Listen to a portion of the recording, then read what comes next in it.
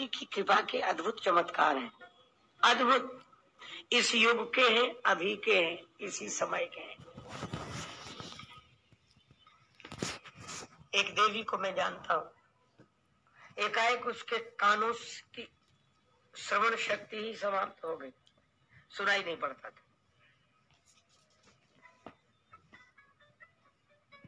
मेरे परिचय में थी, तो उन्होंने दिखाया वो डॉक्टरों को, किसी ने कहा कि दिल्ली दिखाओ।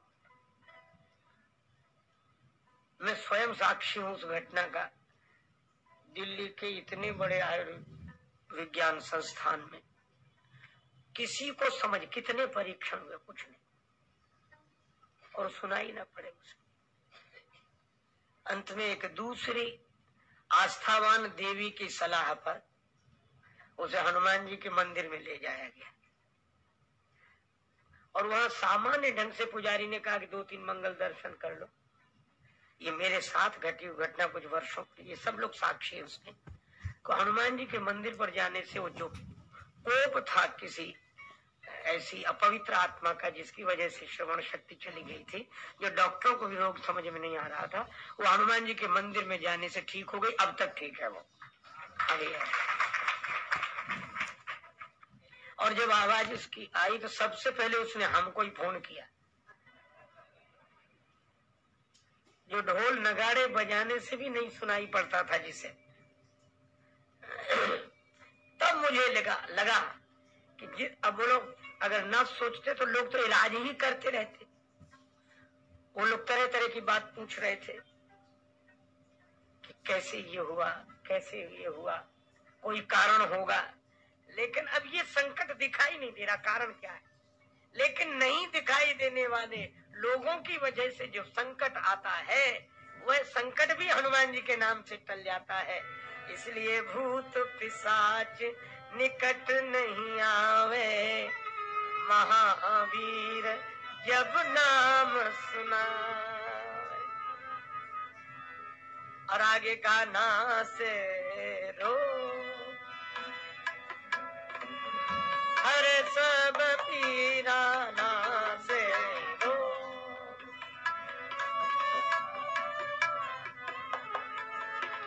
ना से रोग जो सुमिरे हनुमत बलबीरा, बलबीरा ना से रो। हरे सब पीरा ना से रोग, हरे सब पीरा ना से रोग, ना से रोग।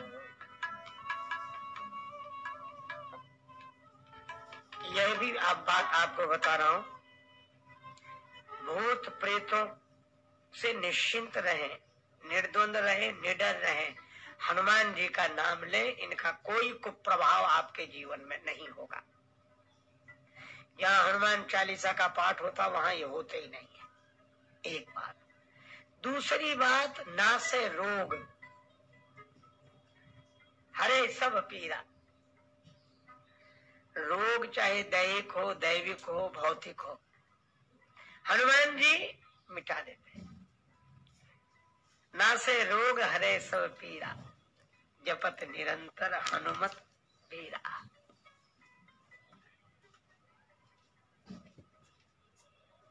आप प्रयोग करके देख लेना।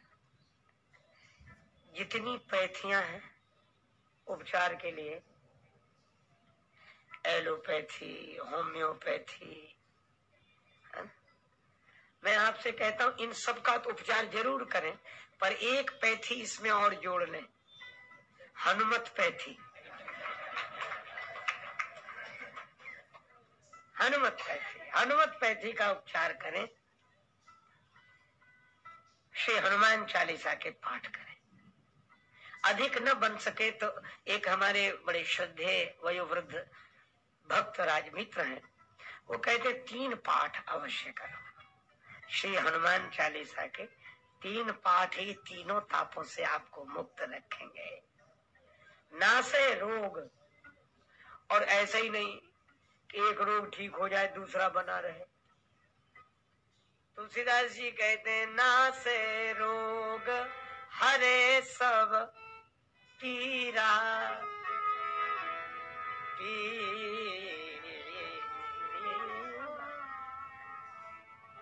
भव रोग भी मिट जाएगा। नासे रोग तन के रोग हैं। देखो जैसे शरीर में रोग होते, तीन तरह की तन की प्रकृति है, वात, पित्त और कफ, तीन प्रकृति। और इसीलिए कुछ रोग वात से संबंधित है, कुछ पित्त से, कुछ कफ से। ये तीन प्रकृतियां सब में। श्री तुलसीदास जी बोले कि इनका वैषम्य होने पर तन रोगी हो जाता है। इसी तरह मन के भी रोग हैं, लेकिन हम लोग केवल तन के रोगों से परिचित हैं। मन के रोगों की पीड़ा का अनुभव तो करते हैं पर परिचित नहीं। जैसे किसी को सिर दर्द हो जाए, क्यों हो रहा है वो ये नहीं जानता, पर ये जानता है कि हो रहा है। इसी तरह मन के रोगों से जो दुखी होते हैं, आपने उन लोगों को देखा होगा, कई लोग मिलते हैं, मुझे भी मिलते हैं, आपको भी कहते महाराज हम बहुत परेशान हैं, हम बहुत परेशान हैं। उनसे पूछो क्यों परेशान हो, तो कहते हमें खुद समझ में नहीं आता कि हम क्यों परेशान हैं। ऐसी कोई समस्या भी नहीं है, सब ठीक है, लेकिन हम बहुत परेशान रहते। क्यों?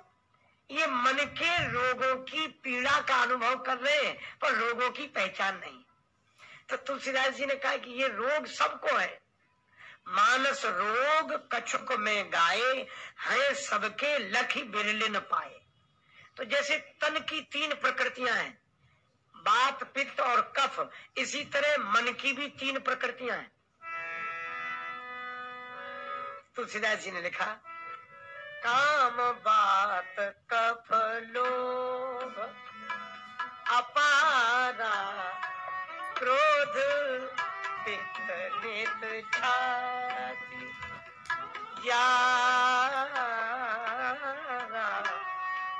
कफ लोभ।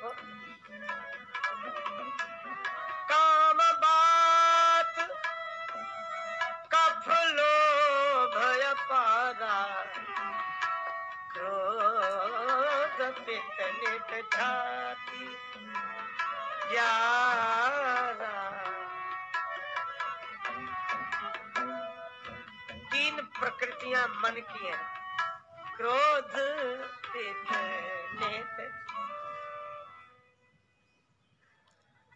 ये विकृतियां नहीं है, काम, क्रोध और लोभ, ये मन की प्रकृति है। आप कहेंगे क्रोध विकृति नहीं है। अच्छा, क्रोध तो आग है। अच्छा, हम आपसे पूछते हैं, आग ना हो तो घर चलेगा? आग से ही घर चलता है। आग जब, लेकिन कब? आग जब चूल्हे में रहती है तो उस आग से घर चलता है, लेकिन चूल्हे की सीमा से अगर आग बाहर निकल गई तो जिस आग से घर चलता है उसी आग से घर जलता है। तो ये काम, क्रोध, लोभ की आग घर चलाने के लिए है, घर जलाने के लिए नहीं है। क्रोध हो, लेकिन आप देखते हैं बिजली का प्रयोग करते हैं पर करंट से बचे रहते हैं। आपको परिवार चलाना है, समाज चलाना है, अनुशासन रखना है तो डांटना भी पड़ेगा। तो क्रोध आया कि नहीं? लेकिन इस क्रोध को भीतर मत रहने दो। आप कहेंगे ऐसा कैसे संभव है? संभव है। महाराज जनक ने क्रोध नहीं किया क्या? और महाराज जनक तो विदेह है, परम ज्ञानी कहे जाते हैं, विदेह है राज।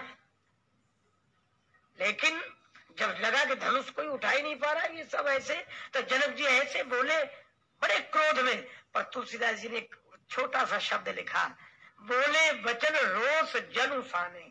ऐसे बोले जैसे क्रोध में बोल रहे हैं।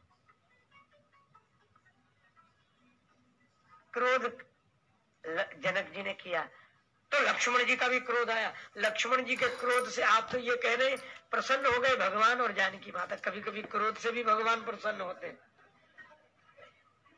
सी ही हरस जनक सकुचाने, ये उत्साह, अरे क्या बैठे हो रहे हो, उत्साह दिलाने वाला है।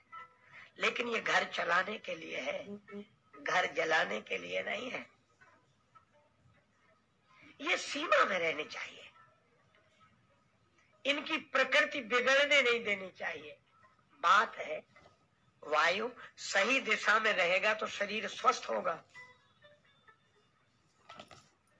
एक आदमी बोला गैस है कि गैस ट्रबल हो जाए तो परेशानी है। गैस तो वैसे ही है, ब्लड तो वैसे ही है, प्रेशर से बचना चाहिए।